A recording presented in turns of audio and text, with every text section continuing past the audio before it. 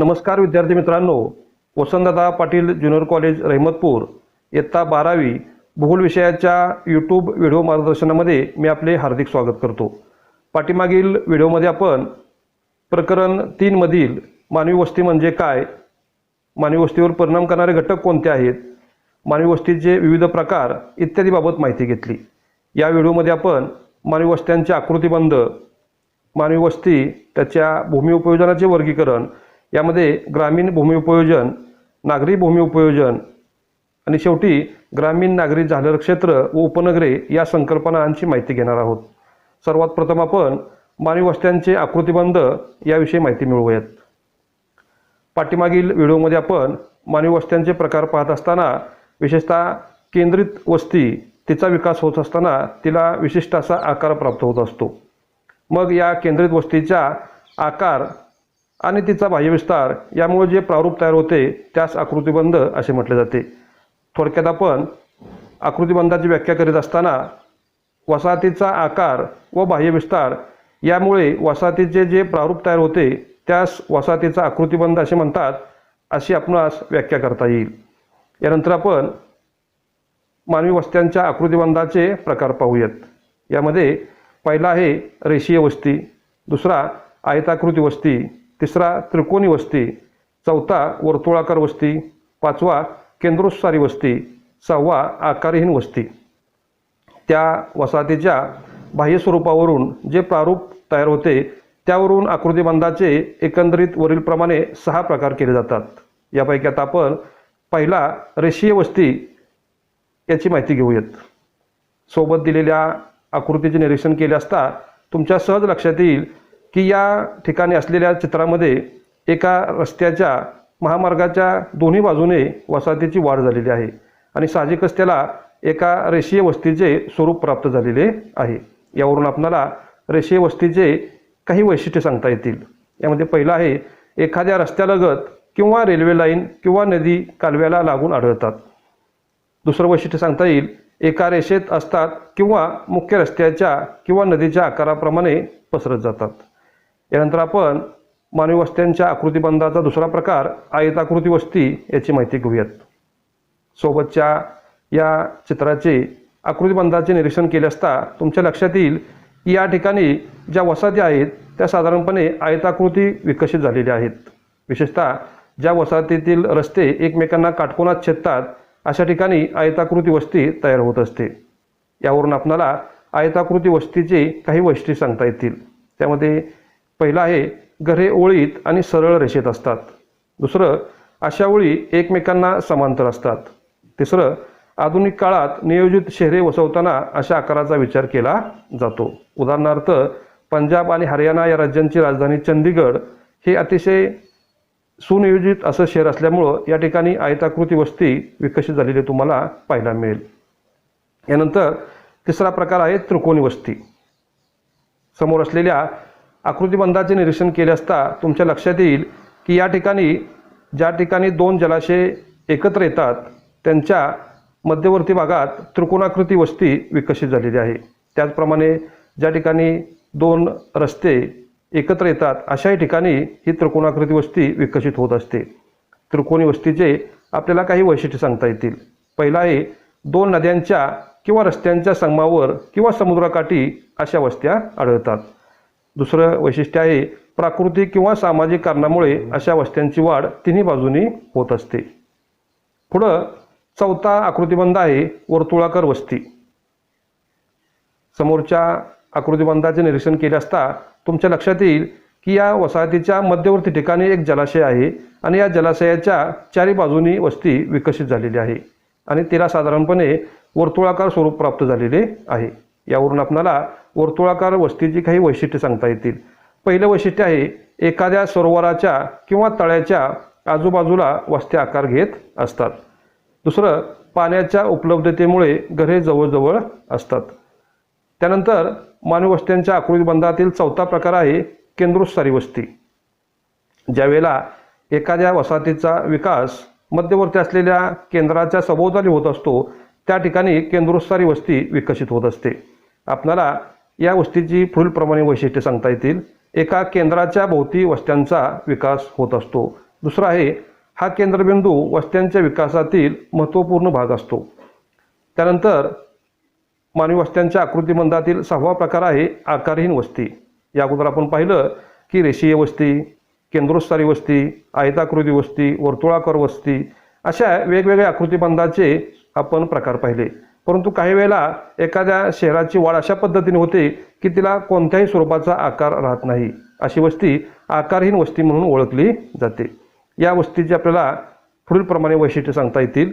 पहिला आहे वस्ती निर्माण झाल्यावर वस्तीच्या विकासाबरोबर वस्तीचा आकार वाढत जातो. दुसरं, वाढणारी वस्ती अनियमित असते. तिसरं, सोयीनुसार आणि जागेच्या उपलब्धतेनुसार घरे बांधली जातात. आपण या ठिकाणी मानवी वस्त्यांची आकृतिबंध आणि त्याचे विविध प्रकार पाहिल्यानंतर आपण या प्रकरणातील पुढील आपला घटक भूमी उपयोजन याची माहिती घेऊयात. विद्यार्थी मित्रांनो, आपण पाहतो की आपल्या सभोवताली असलेल्या भूमीचा उपयोग हा विविध कारणासाठी केला जातो. यामध्ये काही नैसर्गिक घटक असतात तर काही मानवी घटक असतात. नैसर्गिक घटकांच्यामध्ये नद्या, जलाशय, वने इत्यादींचा समावेश होतो. तर मानवी घटकांच्यामध्ये मानवाची निवासस्थाने, रस्ते मार्ग, लोहमार्ग, इतर इमारती, प्रशासकीय कार्यालये, शाळा, महाविद्यालये, विद्यापीठे किंबहुना इतर काही अनेक उदाहरणे आपल्याला घेता येतील. यामध्ये सर्वसाधारणपणे भूमी उपयोजनाची माहिती घेत असताना आपण भूमी आच्छादन आणि भूमी उपयोजन या दोन वेगवेगळ्या संकल्पनांची या ठिकाणी माहिती घेऊयात. पैकी पहिले आहे भूमी आच्छादन. आत्ता आपण पाहिलं की भूमीचा उपयोग किंवा ज्यावेळी भूमी नैसर्गिकपणे काही घटकांनी आच्छादलेली असते त्यावेळेला त्याचा समावेश भूमी आच्छादन या संकल्पनेमध्ये केला जातो. यावरून आपल्याला भूमी आच्छादन म्हणजे भूमीवर आढळणारे प्राकृतिक घटक होय अशी एक सोपी व्याख्या करता येईल. यामध्ये आपल्याला वने, पाणी, बर्फ, खडक, वाळू इत्यादींनी आच्छादलेल्या भूमीचा भाग यांची उदाहरणे घेता येतील. त्यानंतर आपण भूमी उपयोजन याविषयी माहिती घेऊयात. ज्यावेळी मानव स्वतःच्या गरजा पूर्ण करण्यासाठी भूमीचा विविध कारणासाठी उपयोग करत असतो त्यांचा समावेश हा भूमी उपयोजन या संकल्पनेमध्ये केला जातो. सर्वसाधारणपणे आपणाला भूमी उपयोजनाची व्याख्या अशा पद्धतीने करता येईल की भूमीचा उपयोग मानव ज्या कारणासाठी करतो त्यास भूमी उपयोजन असे म्हणतात. यामध्ये आपणाला करमणुकीचे क्षेत्र असं एक उदाहरण घेता येईल. मगाशी आपण अनेक उदाहरणं पाहिली. इथं करमणुकीसाठीचे असलेले क्षेत्र हे उदाहरण पाहत असताना वने आणि करमणुकीचे क्षेत्र हे यांचा संबंध जोडून आपण भूमी आच्छादन आणि भूमी उपयोजन ही संकल्पना समजावून घेऊयात. वनाने आच्छादलेला भूमीचा भाग हा भूमी आच्छादन यामध्ये येईल. तर त्या वनांच्या मध्ये उद्याने, बाग बगीचा तयार करून मानव आपल्या त्या ठिकाणी मनोरंजनासाठी त्याचा उपयोग करत असतो. याचा अभ्यास हा भूमी उपयोजन यामध्ये केला जातो. त्यानंतर आपण भूमी उपयोजनाचे वर्गीकरण यांची माहिती घेऊयात. मगाशी आपण पाहिलं की भूमीचा उपयोग हा विविध नैसर्गिक आणि मानवी घटकांसाठी केला जातो. त्याचप्रमाणे भूमी उपयोजनाची सखोल माहिती घेण्यासाठी भूमी उपयोजनाचे ग्रामीण भूमी उपयोजन आणि नागरी भूमी उपयोजन अशा दोन गटामध्ये वर्गीकरण केले जाते. आपण सुरुवातीला ग्रामीण भूमी उपयोजन याविषयी माहिती पाहूयात. सर्वसाधारणपणे ग्रामीण भागातील ग्रामीण वसाहतीच्या सभोवताली असलेल्या भूमीचा उपयोग हा कृषी आणि त्याला पूरक असलेल्या व्यवसायांसाठी मोठ्या प्रमाणावर केलेला आपल्याला पाहायला मिळेल. यामध्ये ग्रामीण भूमी उपयोजनाचे विविध भागामध्ये वर्गीकरण केले जाते. त्यापैकी पहिला आहे वन. यामध्ये विविध प्रकारच्या वनाखाली असलेल्या क्षेत्रांचा समावेश केला जातो. दुसरं बिगर शेती. या ठिकाणी शेती सोडून इतर म्हणजे मानवी वसाहती, रस्ते मार्ग, कालवे इत्यादी बाबींचा समावेश होतो. जसा द्वितीयक आणि तृतीयक व्यवसायांचा विकास होत असतो तसतसा बिगर शेतीखालील क्षेत्राचं प्रमाण हे वाढत असतं. तिसरा ओसाड, नापीक व अनुत्पादित भूमी यांचा आपण त्या ठिकाणी समावेश करूयात. यामध्ये विविध प्रकारचे ओसाड प्रदेश, वाळवंटी प्रदेश, उंच सकल प्रदेश, डोंगराळ प्रदेश, घळयुक्त प्रदेश इत्यादींचा समावेश केला जातो. या प्रकारची भूमी हे कोणत्याही प्रकारे कोणत्याही प्रयत्नानं ही लागवडीखाली आणता येत नाही. चौथा वर्गीकरणाचा गट आहे कायमस्वरूपी गायरान व चराऊ क्षेत्र, चराऊ जमीन. यामध्ये विविध प्रकारच्या असलेल्या कुरणांचा समावेश केला जातो. सर्वसाधारणपणे हे जे क्षेत्र आहे कुरणांचं किंवा कायमस्वरूपी गायरान व चराऊ जमीन ही खाजगी मालकीची क्वचितच आढळते. बऱ्याच वेळेला हे क्षेत्र हे सार्वजनिक मालकीचे असते आणि शासकीय उत्पन्नाचा तो एक भाग म्हणून त्याकडे पाहिलं जातं. त्यानंतर 5वं आहे किरकोळ वृक्ष, पिके, जमीन इत्यादी. यामध्ये निव्वळ लागवडीखाली नसलेल्या क्षेत्राचा समावेश केला जातो. यामध्ये फळबागा, फळझाडे इत्यादी खाली असलेल्या क्षेत्राचा समावेश केला जातो. हे क्षेत्र बऱ्याच वेळेला खाजगी मालकीचे असते. त्यानंतर 6वा गट आहे पिकाऊ अनुत्पादक क्षेत्र. ज्यावेळी ग्रामीण भागातील एखादी भूमी ही 5 वर्षापेक्षा जास्त कालावधीसाठी पडीक असते अशा जमिनीचा पिकाऊ अनुत्पादक जमीन यामध्ये समावेश केला जातो.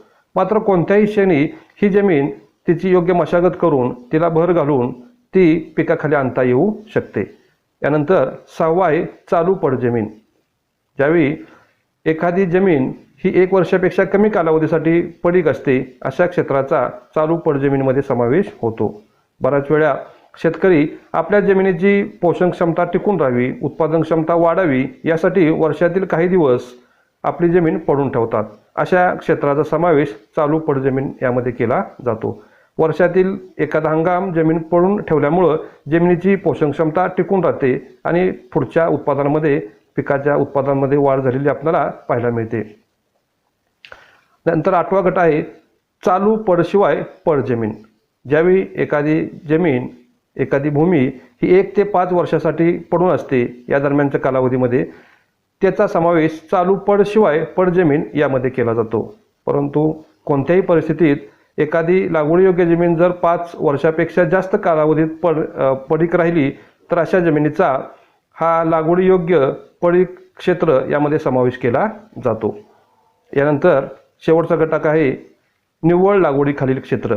ग्रामीण भागातील आपण वरील पाहिले की 8 क्षेत्र सोडून असं क्षेत्र की जे निव्वळ शेतीखाली वापरात आहे. वेगवेगळ्या बागायती आणि जिरायती पिकांच्यामध्ये हे क्षेत्र समाविष्ट आहे. अशा प्रकारे ग्रामीण भूमी उपयोजनाचे आपण 9 गटामध्ये वर्गीकरण केले. आपण ग्रामीण भूमी उपयोजनाची माहिती घेतल्यानंतर नागरी भूमी उपयोजन त्याचे वर्गीकरण या संदर्भात माहिती घेऊयात. भूमी अभिलेख कार्यालयाने नागरी भूमी उपयोजनाचे सुद्धा काही गटामध्ये वर्गीकरण केलेले आहे. यामध्ये पहिला आहे निवासी क्षेत्र. नागरी भागातील असं क्षेत्र की ज्या क्षेत्राचा मानवाने घरे बांधण्यासाठी, इमारतीसाठी उपयोग केलेला आहे अशा क्षेत्राचा समावेश हा निवासी क्षेत्र यामध्ये केला जातो. दुसरा आहे औद्योगिक क्षेत्र. नागरी भागातील ज्या क्षेत्रावर कोणत्या ना कोणत्या पक्क्या मालाचं उत्पादनाची प्रक्रिया चालू असते असं क्षेत्र औद्योगिक क्षेत्र यामध्ये समाविष्ट केले जाते. तिसरा आहे संस्थात्मक क्षेत्र. यामध्ये विविध प्रशासकीय इमारती, छावण्यांची जागा, शाळा, महाविद्यालये, विद्यापीठे, इतर संस्था यांनी व्यापलेले क्षेत्र याचा समावेश केला जातो. तिसरा आहे मनोरंजनाचं क्षेत्र. यामध्ये खेळाची मैदाने, बाग बगीचा, उद्याने, नाट्यगृहे, सिनेमागृहे इत्यादी खाली असलेल्या क्षेत्राचा समावेश होतो. 5वा आहे वाहतूक क्षेत्र. सर्वसाधारणपणे रस्ते मार्ग, लोहमार्ग, विमानतळ, बस स्थानक, रेल्वे स्थानक, बंदरे इत्यादींनी व्यापलेले क्षेत्र हे वाहतूक क्षेत्र यामध्ये समाविष्ट केले जाते. 6वा आहे व्यापारी क्षेत्र. नागरी भागातील ज्या क्षेत्रामध्ये पक्क्या मालाची दैनंदिन खरेदी विक्री चालते अशा क्षेत्राचा समावेश व्यापारी क्षेत्र यामध्ये केला जातो. काही वेळेला हे क्षेत्र निवासी क्षेत्रामध्येच समाविष्ट असते तर काही वेळेला हे क्षेत्र विशिष्ट शहराच्या विशिष्ट भागामध्ये विकसित होत असते. उदाहरणार्थ CBD. यानंतर 7वा आहे रेखांकित किंवा सीमांकित भूखंड. सर्वसाधारणपणे हे क्षेत्र नगराच्या किंवा महानगराच्या शहराच्या सीमावर्ती भागात आढळतात. या ठिकाणी ज्या वेळेला नगराची किंवा महानगराची लोकसंख्या ही मोठ्या प्रमाणावर वाढत असते आणि मूळ शहरातील किंवा नगरातील जमीन ही वसाहतीसाठी अपुरी पडते अशा वेळेला सीमेलगतच्या त्या ठिकाणी असलेल्या कृषीखालील क्षेत्राचं रेखांकित किंवा सीमांकित भूखंडामध्ये रूपांतर करून त्या ठिकाणी वसाहतीचं काम सुरू होतं. त्यानंतर 8वा आहे संमिश्र भूमी उपयोजन.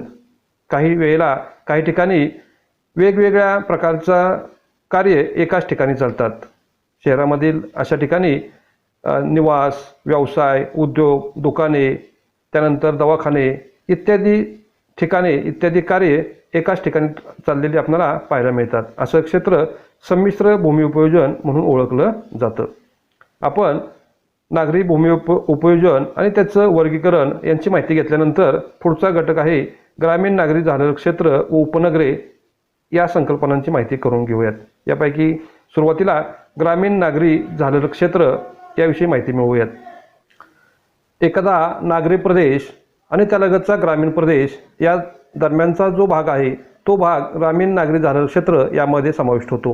ग्रामीण नागरी झालेलं क्षेत्राची व्याख्या करीत असताना आपणास सांगता येईल की ग्रामीण भाग आणि नागरी भाग या दरम्यानच्या क्षेत्रास ग्रामीण नागरी झालेलं क्षेत्र असे म्हणतात। या क्षेत्राचे काही वैशिष्ट्ये आपल्याला जाणून घेता येतील। त्यापैकी पहिलं आहे की ग्रामीण व नागरी दोन्ही प्रकारचे भूमी उपयोजन या प्रदेशामध्ये आढळते। या अगोदर आपण ग्रामीण आणि नागरी भूमी उपयोजनाचे सविस्तर वर्गीकरण पाहिलेले आहे। यापैकी दोन्ही प्रकारचे म्हणजे ग्रामीण आणि नागरी दोन्ही प्रकारचे भूमी उपयोजनाची वैशिष्ट्ये या ठिकाणी आढळतात। म्हणजे या प्रदेशामध्ये एका बाजूला कृषीखालील क्षेत्रसुद्धा असते तर दुसऱ्या बाजूला शहरी भागातील जवळचं जे शहर आहे त्या शहरी भागातील अनेक लोक या ठिकाणी राहत असतात आणि ते त्यांच्या कामासाठी दैनंदिन त्या ठिकाणी शहरामध्ये जा ये करत असतात। यानंतर दुसरं वैशिष्ट्य आहे की या ठिकाणची प्रशासकीय सेवा, या क्षेत्रातील प्रशासकीय सेवा किंवा प्रशासकीय रचना ही अतिशय गुंतागुंतीची असते। या ठिकाणी दोन्ही प्रकारच्या प्रशासकीय सेवा अस्तित्वात असतात, उदाहरणार्थ ग्रामपंचायत आणि नगरपालिका। यानंतर तिसरं आहे की झालेल्या क्षेत्रातील जो नागरी भाग आहे हा बऱ्याच वेळेला त्याचं अस्तित्व गमावून बसतो आणि तो लगतच्या मोठ्या शहरामध्ये विलीन होतो। परंतु काही वेळेला मात्र या ग्रामीण नागरी झालेल्या क्षेत्रातील नागरी भाग हा स्वतःचे स्वतंत्र अस्तित्व सांभाळून असतो। मग अशा वेळेला या भागातील ज्या मूलभूत सोयी सुविधा असतात त्यांचे प्रश्न त्या ठिकाणी बिकट होतात, कारण लगतच्या शहरापेक्षा या सोयी सुविधा या ठिकाणी कमी दर्जाच्या असलेल्या आपणास पाहायला मिळतील। या ठिकाणी असलेल्या ग्रामीण नागरी झालेल्या क्षेत्रातील भूमी उपयोजन जे आहे त्या भूमी उपयोजनाचं परावर्तन होण्याचं काम चालू असतं। उदाहरणार्थ या ग्रामीण नागरी झालेल्या क्षेत्रातील जो ग्रामीण भाग आहे त्या ठिकाणी जे शेती हा व्यवसाय चालतो, कृषीखाली जे क्षेत्र असतं ते क्षेत्राचं रूपांतर लगतच्या शहरातील वाढत्या लोकसंख्येमुळं या कृषीखालील क्षेत्राचं रूपांतर हे बिगर शेतीमध्ये होत असतं। यानंतर आपण ग्रामीण नागरी झालेलं क्षेत्र ही संकल्पना आणि त्याची वैशिष्ट्ये पाहिल्यानंतर आपण उपनगरे याबाबत उपनगरे ही संकल्पना जाणून घेऊयात। महानगरांच्या सीमावर्ती भागात अनेक लहान मोठ्या आकाराची नगरे शहरे विकसित होत असतात। अशा नागरी क्षेत्रास उपनगरे असे म्हणतात। उदाहरणार्थ कल्याण, भांडूप, विरार ही मुंबई या शहराची उपनगरे आहेत, तर वाकड, हिंजवडी ही पुणे या शहराची उपनगरे आहेत। ही उपनगरे प्रामुख्याने शहराच्या महानगराच्या प्रभावाने विकसित होत असतात। विद्यार्थी मित्रांनो, आपण या व्हिडिओमध्ये मानवी वस्त्यांचे आकृतिबंध, त्याचे विविध प्रकार, भूमी आच्छादन, भूमी उपयोजन, नागरी ग्रामीण झालेलं क्षेत्र आणि उपनगरे इत्यादी बाबत माहिती घेतली। यानंतर आपण या ठिकाणी आपलं हे तिसरं प्रकरण हे चर्चा करून त्याची माहिती घेऊन पूर्ण झालेलं आहे। यानंतर आपण प्रकरण 1 वर आधारित एक झूम मीटिंग आयोजित करणार आहोत। यावर तुमच्या काही शंका असतील तर तुम्ही त्यावेळेला त्या ठिकाणी उपस्थित करू शकता। धन्यवाद।